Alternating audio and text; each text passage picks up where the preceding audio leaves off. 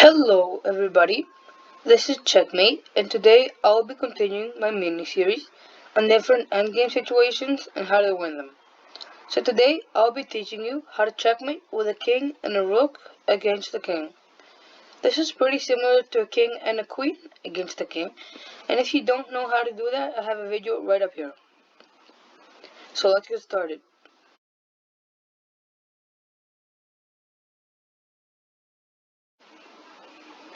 So in a king and a rook against the king, there are multiple ways to do a checkmate. I'll show you one of them. And in this one, you need to have a certain mindset. The first thing you have to check is if your rook is getting attacked. If your rook is getting attacked, you either have to defend it or move it. Then the second thing you have to check is, can you improve your rook's position? If you can, improve it. If you cannot, you have to check the last thing is, can you improve your king's position? So let's get started with this situation. Here I have a king and a rook against the king. And I'm gonna check, is my rook getting attacked? No, it is not. Can I improve my rook's position? Yes, I can. And the way you improve your rook's position and your king's position is basically narrow down your opponent's options as much as possible until he only has two spots to move, one being a corner and one beside it, and it doesn't matter which corner, and it could be both in these two spots and in these two spots. It doesn't matter which way and it doesn't matter in which corner. So let's get started. So I'm gonna move my rook right over here, and basically this improved my rook's position because it narrowed down my opponent moves to just these 12 spaces. So now the opponent is probably gonna come and attack me. So what I'm gonna do is bring my king up as well to defend it, just like this. Now that now the king has multiple options. If he chooses to go up, just like this, you can also move your rook up, and now you narrow down your opponent's option to just these 9 spaces. If he chooses to go right or diagonally to the right, it doesn't not matter which way. Just like this, you can improve your rook's position as well by moving to the right, which will narrow it down to these 8 spots. And if he chooses to go down, what you have to do here is use a rest move. Now, a rest move, if you don't know what it is basically wasting a move. So when it's the opponent's turn, he has to do something that can help you. So you could do that by just moving your king to the left, and now your opponent has a few options. If he again moves right or diagonal to the right, it's the same thing. You can improve your rook's position by just moving it to the right as well, which you narrow to the 8 spots. But if it chooses to go up, which is a smarter thing for him to do because it's a bit harder for you, what you have to do in this situation is move your king up as well to the same line as him. And what this does is it doesn't let your opponent come to these spots. And on your next turn, you can bring your rook up right over here, and you can narrow down your opponent's options even more. So now our opponent is forced to go to one of these spots, and it does not matter which. Let's say he chose to go to the right. You can move your rook up, and now you narrowed it to these 9 spots. Again, if he chooses to go up, you can improve your rook's position by either going up like this, or by going to the right. It doesn't matter, it helps both ways.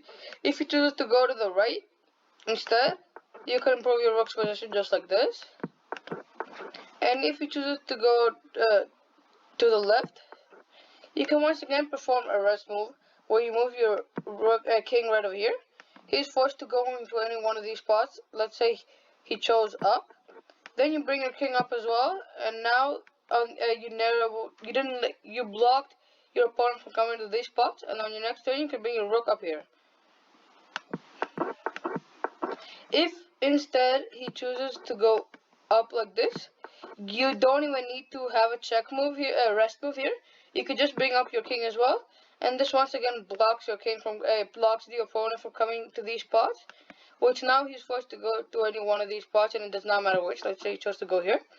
You can bring a rook up, and now your opponent only has these 6 spots to move. Again, if he chooses to go to the right or diagonal to the right, it's perfect for you because you can move your rook right over here. And what this does is get to the position you want to with your rook, because this narrows down your opponent's option to just these two spaces. If he chooses to go to the left, you can once again perform a rest move. He is forced to go to any one of these spots. If he chooses to go right, you can narrow down his options like this.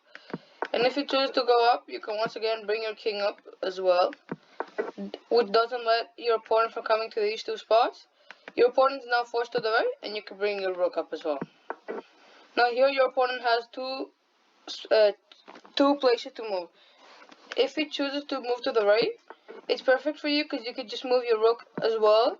And now you got to the position you wanted because your opponent only has these two spots to move. Now again, you have to be careful to not actually move your rook all the way, just over here, because then you perform stalemate and you tie the game. So if he chooses to go to the left instead, you can move your rook. You can perform a rest move with your king by moving it to the left as well. Now your opponent is forced to go to the right, and you can move your rook to the right as well. And again, you got to the position you want to with your rook, and now your opponent only has these two spots to move. The second thing you want to do is move your king to this spot right over here. Now this is very easy for you because your opponent is forced to go between two spots, and I've just gotten there. And now what you have to do is perform checkmate by bringing your rook up over here, and you perform checkmate.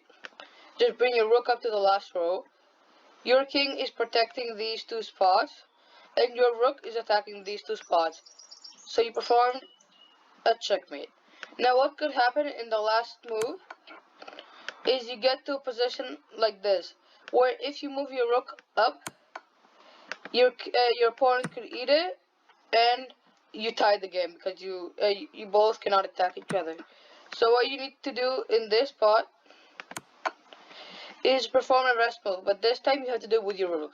Now, the way you perform a rest move with your rook is by bringing it up or down on the same line that you're protecting. So if I'm protecting this spot right over here, I can move it to any one of these spots.